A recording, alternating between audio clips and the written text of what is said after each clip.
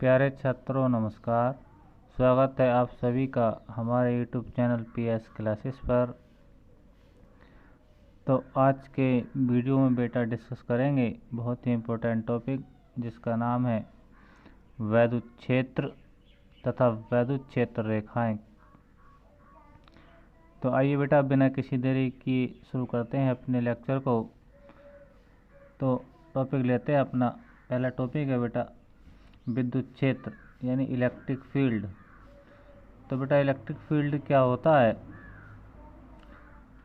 तो आइए थोड़ा एक्स्ट्रा बात जानते हैं इसके बारे में।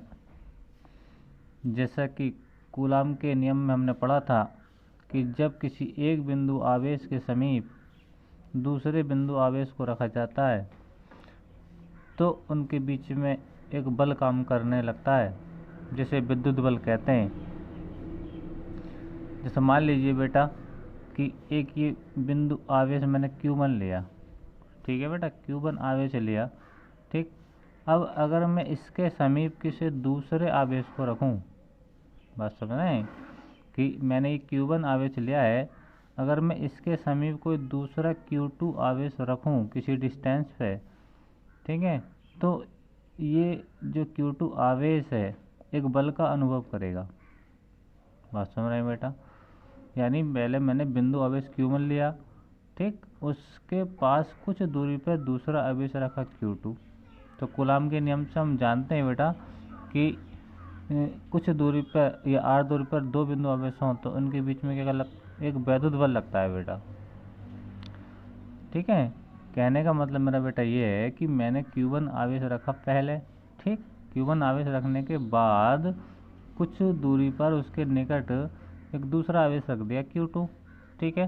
तो Q2 एक बल का अनुभव कर रहा है। वो बल कौन सा है बेटा? आकर्षण या प्रतिकर्षण का हो सकता है, वो चार्ज की प्रकृति पर डिपेंड करेगा। वैसे उसका नाम है वैद्युत बल। तो बेटा सवाल अब इस बात का उठता है कि ऐसा क्या हो रहा है कि Q1 आवेश रखा था, उसके बाद जब Q2 आवेश को रखा तो Q2 आवेश एक बल का अनुभव करने लगा। बस सुन रहे हैं बेटा, यानी विद्युत क्षेत्र को पढ़ने से पहले हम थोड़ी एक्स्ट्रा बात जान रहे हैं कि ऐसा वो कौन सा कारण है कि ये Q2 आवेश एक बल का अनुभव कर रहा है, अर्थात वैद्युत बल का अनुभव कर रहा है। यानी सवाल इस बात का उठ रहा है बेटा कि अगर हम Q1 आवेश के समीप कोई दूसरा Q2 आवेश रखते हैं तो Q2 आवेश एक बल का अनुभव करता है। तो क्या कारण हो रहा है, कौन सी घटना घट रही है इन दोनों आवेशों के बीच में जो कि ये Q2 आवेश एक बल का अनुभव कर रहा है। बात समझ रहे हैं बेटा, बहुत समझने की बात है बेटा। विद्युत क्षेत्र आसानी से समझा जा सकता है लेकिन थोड़ी बात अगर गहराई से समझें तो, ठीक है बेटा। तो मैं बताऊं आपको बेटा क्या है विद्युत क्षेत्र। जब बेटा हम Q1 आवेश को कहीं पर रखते हैं, ठीक है, समझ गए मेरी बात, तो Q1 आवेश अपने चारों ओर क्या कर लेता है बेटा? विद्युत क्षेत्र उत्पन्न कर लेता है। क्या कर लेता है? विद्युत क्षेत्र उत्पन्न कर लेता है। बात समझ रहे हैं? यानी जब हम किसी बिंदु आवेश को रखेंगे किसी स्थान पर तो उसका ऐसा नेचर होता है बेटा कि वो अपने चारों ओर क्या कर लेता है? विद्युत क्षेत्र उत्पन्न कर लेता है। अब इस विद्युत क्षेत्र में जो Q1 आवेश ने उत्पन्न किया है उस विद्युत क्षेत्र के अंदर हम अन्य आवेश को रखेंगे तो बेटा वो क्या करेगा? एक बल का अनुभव करेगा। बात सुन रहे हैं बेटा, क्या का अनुभव करेगा? बल का अनुभव करेगा, जिसे हम विद्युत बल कहते हैं। बात समझ में आ रही है? तो उस जो Q2 आवेश है बल का जो अनुभव कर रहा है वो किसके कारण कर रहा है बेटा?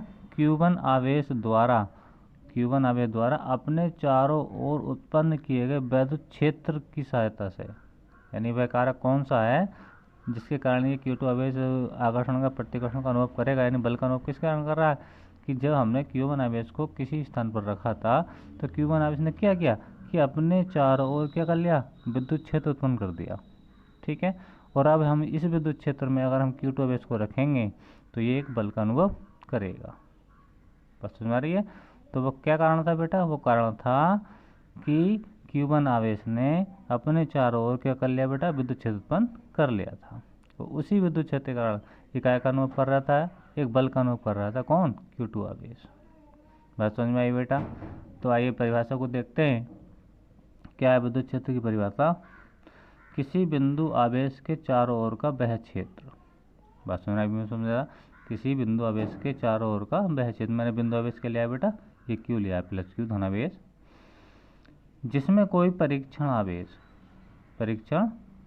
यानी परीक्षण आवेश मैंने ये लिया है। देखो बेटा, अभी विद्युत क्षेत्र से थोड़ा बाहर है, मैं इधर को देखो एरो का चिन्ह लगाऊँ तो इसको लेकर आ रहा हूँ इधर की ओर को, है ना। यानी किसी बिंदु आवेश के यानी इसके चारों ओर का वह क्षेत्र, ये देखिए बेटा ब्लैक सर्कल से मैंने कर रखा है, जिसमें कोई परीक्षण आवेश यानी ये है, ठीक है। परीक्षण आवेश आकर्षण अथवा प्रतिकर्षण, मतलब कहने का ये है कि जब मैं इस Q0 को यानी परीक्षण आवेश को मैं इलेक्ट्रिक फील्ड के अंदर लेकर आऊँगा तो ये एक बल का अनुभव करेगा। बल का अनुभव क्यों कर रहा है? क्योंकि इस Q आवेश ने यानी बिंदु आवेश ने अपने चारों ओर क्या कर लिया था, यहाँ पे विद्युत क्षेत्र उत्पन्न कर लिया था। उसके कारण ही ये क्या कर रहा था, आकर्षण और प्रतिकर्षण का अनुभव करेगा जब इसके अंदर ये एंट्री करेगा, ठीक है। अगर ये बेटा धन आवेश है और ये भी परीक्षण आवेश है, ये भी धन आवेश है, तो दोनों के आवेश बेटा समान हो जाएंगे और ये काय का अनुभव करेगा, प्रतिकर्षण का अनुभव करेगा। क्योंकि ये बात हम गिलबर्ट के माध्यम से जान चुके हैं कि समान आवेश हमेशा एक दूसरे को क्या करते हैं बेटा, प्रतिकर्षित करते हैं। अगर ये जो परीक्षण आवेश अगर ये नेगेटिव हो यानी माइनस का हो और मैं फिर इसको विद्युत क्षेत्र के अंदर एंट्री कराऊँ तो फिर इसके अंदर क्या कर जाएगा बेटा, आकर्षण कर जाएगा, अर्थात इनके बीच में आकर्षण बल कार्य करने लगेगा, ठीक है। और परीक्षण आवेश की बात करो बेटा, तो परीक्षण आवेश एक अति सूक्ष्म आवेश होता है जो स्वयं विद्युत क्षेत्र उत्पन्न नहीं करता है। समझना मेरी बात को बेटा, बिंदु आवेश और परीक्षण आवेश में क्या अंतर होता है कि बिंदु आवेश तो अपने चारों ओर विद्युत क्षेत्र उत्पन्न करता है, विद्युत क्षेत्र उत्पन्न करता है, जबकि परीक्षण आवेश अति सूक्ष्म आवेश होता है, उसका कोई अपना विद्युत क्षेत्र नहीं होता है। और इसकी एक खास बात ये होती है बेटा कि ये जो बिंदु आवेश है Q, ठीक है, और इसने जो विद्युत क्षेत्र उत्पन्न किया है अपने चारों ओर, ठीक है, तो उस विद्युत क्षेत्र को परीक्षण आवेश प्रभावित नहीं करता है, यानी इसका इस पर प्रभाव कुछ नहीं होता है और इसका अपना कोई विद्युत क्षेत्र नहीं होता है। बात समझ में आई मेरी बेटा? तो इसको यूज किया जाता है किस लिए, विद्युत क्षेत्र को पहचानने के लिए। अगर इसके अंदर एंटी कराएंगे आकर्षण है या प्रतिकर्षण है, तो जब आकर्षण प्रतिकर्षण का ये अनुभव करेगा परीक्षण आवेश, तो जाहिर सी बात है कि इसके चारों ओर क्या है बेटा, इलेक्ट्रिक फील्ड है। बात समझ में आई? तो परीक्षण आवेश के बारे में मैंने बताया बेटा कि इसका कोई अपना विद्युत क्षेत्र नहीं होता, अर्थात ही अति सूक्ष्म आवेश होता है, ठीक है। और ये परीक्षण आवेश बिंदु आवेश ने जो विद्युत क्षेत्र उत्पन्न किया है अपने चारों ओर, ठीक है, यानी इस बिंदु आवेश ने अपने चारों ओर जो विद्युत क्षेत्र उत्पन्न किया है, तो इसके द्वारा पैदा किए गए यानी उत्पन्न किए गए विद्युत क्षेत्र पर इसका कोई प्रभाव नहीं पड़ता है। बात समझ में आई बेटा? तो आइए डेफिनेशन समझते हैं। फिर भी किसी बिंदु आवेश के चारों ओर का मतलब इसका चारों ओर का वह क्षेत्र जिसमें कोई परीक्षण आवेश यानी ये वाला परीक्षण आवेश आकर्षण अथवा प्रतिकर्षण, या तो आकर्षण का अनुभव करेगा या प्रतिकर्षण का अनुभव करेगा, ठीक है। वो डिपेंड करेगा इसके आवेश की प्रकृति पर। दोनों पॉजिटिव होंगे प्रतिकर्षण होगा, दोनों अगर नेगेटिव होंगे तो क्या होगा, प्रतिकर्षण होगा, लेकिन एक प्लस का हो जाएगा और एक माइनस का हो जाएगा, ठीक है। तो क्या हो जाएगा बेटा, वहाँ पे आकर्षण हो जाएगा, ये हम पहले ही जान चुके हैं, विद्युत क्षेत्र कहलाता है, ठीक है। डेफिनेशन बहुत आसान है बेटा, समझ में आशा करता हूँ समझ में आई होगी। यानी किसी बिंदु आवेश के चारों ओर का वह क्षेत्र जिसमें कोई परीक्षण आवेश आकर्षण अथवा प्रतिकर्षण का अनुभव करे, ठीक है। आकर्षण अथवा प्रतिकर्षण की जगह आप ये भी कह सकते हैं कि विद्युत प्रभाव का अनुभव कर सके, ऐसे भी कह सकते हैं इस चीज़ को। बात समझ में आ रहे हैं? यानी मैं समझाऊँ, देखिए, किसी बिंदु आवेश के चारों ओर का वह क्षेत्र जिसमें कोई परीक्षण आवेश विद्युत प्रभाव का अनुभव कर सके, क्या कहलाता है, विद्युत क्षेत्र कहलाता है, ठीक है। और ये देखिए बेटा, मैंने नोट में लिखा है कि परीक्षण आवेश एक अति सूक्ष्म आवेश होता है। परीक्षण आवेश एक अति सूक्ष्म आवेश होता है जो स्रोत आवेश के विद्युत क्षेत्र को, स्रोत आवेश कौन यानी बिंदु आवेश, ठीक है, विद्युत क्षेत्र को प्रभावित नहीं करता। ये बात मैं अभी बता रहा था आपको, ठीक है। ये अति सूक्ष्म आवेश होता है परीक्षण आवेश जिसका कोई विद्युत क्षेत्र नहीं होता, और ये परीक्षण आवेश किसी बिंदु आवेश के द्वारा उत्पन्न किए गए विद्युत क्षेत्र को भी प्रभावित नहीं करता है, ठीक है बेटा। तो आइए आगे चलते हैं, अपना अगला टॉपिक लेते हैं। अगला टॉपिक है बेटा अपना विद्युत क्षेत्र रेखाएं। बहुत ही इम्पोर्टेंट टॉपिक है, कई बार एग्जाम में रिपीट हो भी चुका है। तो देखिए क्या होती हैं विद्युत क्षेत्र रेखाएं। विद्युत क्षेत्र रेखा, ठीक है, इलेक्ट्रिक लाइन ऑफ फोर्स, ठीक है। तो आइए ध्यान से समझते हैं इस चीज़ को। तो जैसा भी मैंने बता रहा था, बिल्कुल विद्युत क्षेत्र की डेफिनेशन आपको क्लियर समझ में आई है। तो मैं आशा करता हूँ कि विद्युत क्षेत्र रेखा की डेफिनेशन समझना बहुत ही आसान है। अगर विद्युत क्षेत्र आपको बेटा समझ में आया है तो विद्युत क्षेत्र रेखा समझना बहुत ही आसान है। अभी हमने विद्युत क्षेत्र में जाना कि जब किसी परीक्षण आवेश को बिंदु आवेश के समीप रखा जाता है तो वे एक बल का अनुभव करता है, ठीक है। उस बल को कहते हैं बेटा विद्युत बल कहते हैं, ठीक है। ये बात तो आपको समझ में आ गई विद्युत क्षेत्र में, ठीक है। और हम बात कर रहे हैं बेटा अब विद्युत क्षेत्र रेखा क्या होती है। तो बेटा मैं कहने का मतलब मेरा ये है कि जब हम किसी परीक्षण आवेश को बिंदु आवेश के समीप रखेंगे अर्थात विद्युत क्षेत्र में रखेंगे तो वो आकर्षण का या प्रतिकर्षण का अनुभव तो जरूर करेगा। तो आकर्षण का अनुभव करेगा, समझिए, देखिए मेरी बात को मैं फिर से रिपीट कर देता हूँ इस चीज़ को। जैसे मान लीजिए कि ये परीक्षण आवेश मैंने यहाँ पर रखा, ठीक है। अब मैंने इसके अंदर एंट्री करा दी, यहाँ पे आ गया, ठीक मेरी बात। अब ये बिंदु आवेश जो है पॉजिटिव है और परीक्षण आवेश भी बेटा पॉजिटिव है, बात समझ रहे हैं।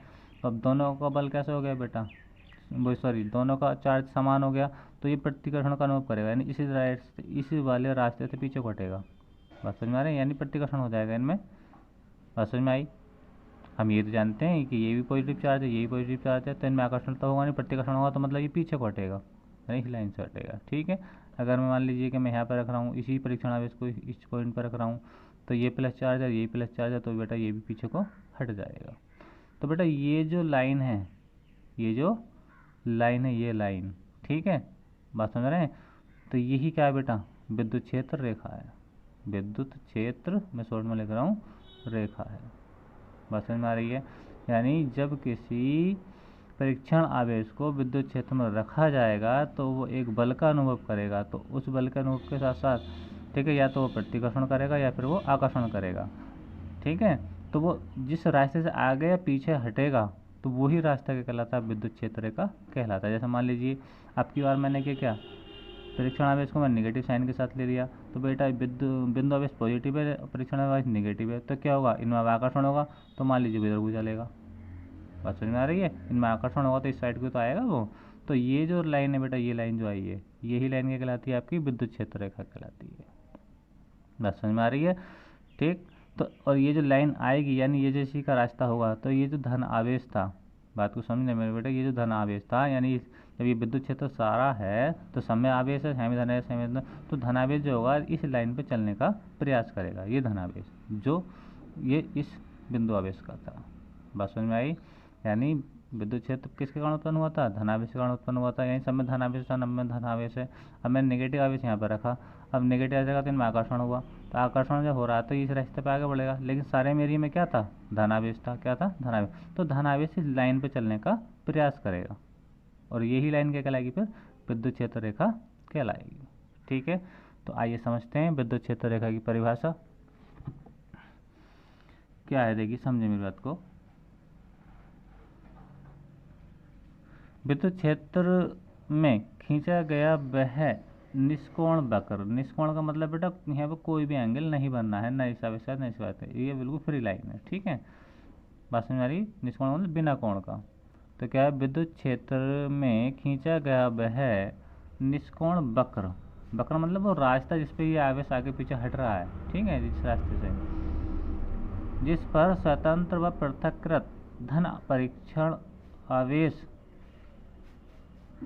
परीक्षण आवेश गति करने के लिए क्या होता है बेटा, प्रेरित होता है। क्या होता है, क्या होता है बताइए बेटा, धन परीक्षण आवेश क्या होता है, गति करने के लिए क्या होता है, प्रेरित होता है। एक बार फिर समझे मेरी बात कि अभी मैंने बताया कि यहाँ पे क्या समय विद्युत क्षेत्र है, विद्युत क्षेत्र है, विद्युत क्षेत्र, ठीक है, समय विद्युत क्षेत्र है। मैंने पॉजिटिव एक बार तो मैंने क्या लिया, पॉजिटिव लिया, एक बार मैंने क्या लिया, नेगेटिव लिया, तो इनमें आकर्षण या प्रतिकर्षण की घटना बेटा जरूर होगी, ठीक है। तो ये आकर्षण प्रतिकर्षण जो होगा तो आवेशी पे आगे पीछे तो जरूर हटेंगे, जाहिर सी बात है। बात समझ में आ रही है? तो जब आगे पीछे हटेंगे तो ये किसी रास्ते से तो हट रहा होगा, और वो रास्ता जो होगा वही रास्ता क्या कहलाएगा, विद्युत क्षेत्र रेखा कहलाएगा। लेकिन अब बात आई कि धन परीक्षण आवेश चलने का प्रेरित करता है, चलने का प्रयास करता है। मान लीजिए कि ये जो पॉजिटिव चार्ज है, ये जो धन परीक्षण आवेश है, ठीक है, वो इसी लाइन पे चलने का प्रयास करेगा, क्योंकि परीक्षण आवेश कैसा माना था, हमने धनात्मक माना था। अधिकांश बेटा परीक्षण आवेश को धनात्मक इसलिए माना जाता है, जैसे मैं जनरल एग्जाम्पल दूँ आप लोगों को, हम लोग पढ़ क्यों रहे हैं, हम लोग या आप लोग पढ़ क्यों रहे हैं, पॉजिटिविटी के लिए या नेगेटिविटी के लिए पढ़ रहे हैं? बात समझे मेरी बात को। अधिकांश हम आगे वाले वीडियोज में भी देखेंगे कि परीक्षण आवेश को हमेशा पॉजिटिव ही माना जाएगा, तो धनात्मक ही माना जाएगा। तो आप ये बताइए बेटा, मैं इसलिए कह रहा हूँ कि हम जो लेते हैं परीक्षण आवेश को ज़्यादातर क्या लेते हैं बेटा, धनात्मक लेते हैं। धनात्मक क्यों लेते हैं कि जैसे मैं जनरल एग्जाम्पल दूँ बेटा, अगर हम पढ़ने आ रहे हैं विद्यालय में, कहीं पे पढ़ने गए, ठीक है, तो वहाँ पे अपने अंदर ज्ञान बढ़ाने के लिए हैं, ज्ञान कम करने के लिए गए? ठीक बोले, बिल्कुल ज्ञान बढ़ाने के लिए गए, यानी अपने आप के ज्ञान में वृद्धि करने के लिए गए, अपने आप में प्लस करने के लिए गए कुछ। बस समझ में आ रही है? तो सिर्फ वही फंडा इसके अंदर है कि आवेश परीक्षण आवेश को जो लेते हैं बेटा, हम कैसे लेते हैं, धन आवेश के रूप में लेते हैं, ना कि ऋण आवेश के रूप में लेते हैं। ठीक है, समझ में आई बेटा? तो इस बात पे मैं कहता हूँ कि समझ में आ चुका होगा कि परीक्षण आवेश को हमेशा कैसे लेंगे बेटा, धन आवेश के रूप में लेंगे। ठीक है, और एग्जाम्पल मैंने आपको समझा दिया है बेटा कि कोई व्यक्ति कोई भी व्यापार करे तो अब वो उस व्यापार में वृद्धि के लिए चाहेगा कि हाँ उसमें कुछ मुनाफा हो, यानी वृद्धि हो, यानी प्लस की ओर बढ़े, माइनस की ओर नहीं बढ़े। ठीक है, इसीलिए हम क्या कहते हैं कि परीक्षण आवेश को किस लिए ले आएगा, हमेशा पॉजिटिव चार्ज ही परीक्षण आवेश का जो चार्ज रहेगा हमेशा बेटा कौन सा रहेगा, वो धन परीक्षण आवेश रहेगा, ना कि ऋण परीक्षण आवेश। ठीक है, और स्पेशली हमें अगर कहीं न्यूमेरिकल वगैरह में मिलता है ऋण परीक्षण आवेश, तो हम फिर ऋण परीक्षण आवेश के रूप में इसको सॉल्व करेंगे। लेकिन फिलहाल जो अधिकांश जगह यूज किया जाएगा वो धन परीक्षण आवेश ही यूज किया जाएगा। ठीक है, तो डेफिनेशन समझते हैं। विद्युत क्षेत्र में खींचा गया वह निष्कोण वक्र जिस पर स्वतंत्र व पृथकृत धन परीक्षण आवेश गति करने को प्रेरित होता है, क्या कहलाता है बेटा, विद्युत क्षेत्र रेखा कहलाता है। यानी जो मैंने अभी समझाया था बिल्कुल वही लैंग्वेज यहाँ पे लिखी है।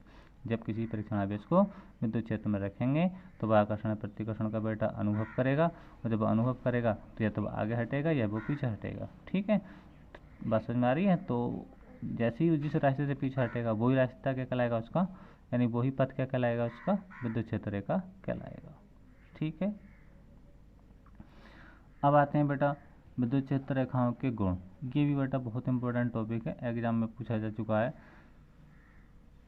तो आइए देखते हैं क्या गुण होते हैं विद्युत क्षेत्र। मैंने 4 प्रॉपर्टी लिखा, प्रॉपर्टी तो और भी हैं लेकिन मैंने जो मुख्य और ज़्यादा विशेष है वो मैंने लिख के दिखाई है आपको, कि एग्जाम में अधिकांश 4 प्रॉपर्टी लिखना आती हैं विद्युत क्षेत्र रेखाओं की। तो पहली प्रॉपर्टी क्या है बेटा, विद्युत क्षेत्र रेखाएँ धन आवेश से चलकर ऋण आवेश पर समाप्त होती हैं।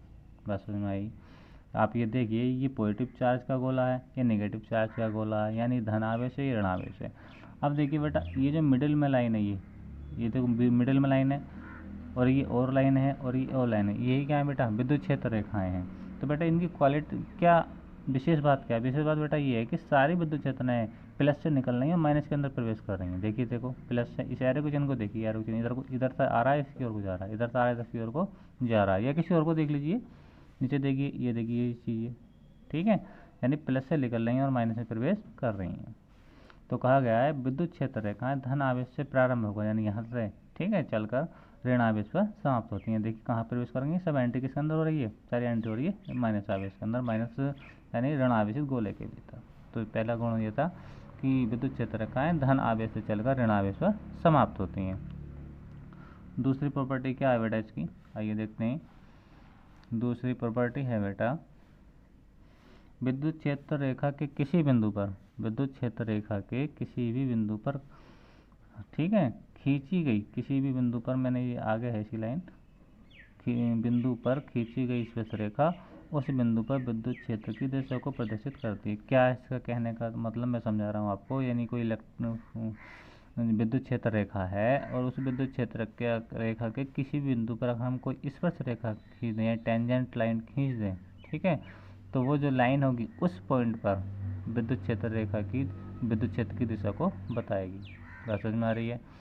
यानी कहने का मतलब मेरा ये है, कोई विद्युत क्षेत्र रेखा है और मैं उसे किसी पॉइंट पर स्पर्श रेखा खींच दूं, तो स्पर्श रेखा जो होगी उस पॉइंट पर उस जिस रेखा बिंदु पर वो स्पर्श रेखा खींची गई है उस बिंदु पर विद्युत क्षेत्र की दिशा को प्रदर्शित करेगी। देखिए जैसे मान लीजिए ये एक विद्युत क्षेत्र रेखा आई है इस टाइप से जो आ रही है घूम के, बस कलर भी चेंज है, मैंने थोड़ा पतला करके बनाया। देखो ये जो है विद्युत क्षेत्र रेखा ये घूम के आ रही है, ठीक है।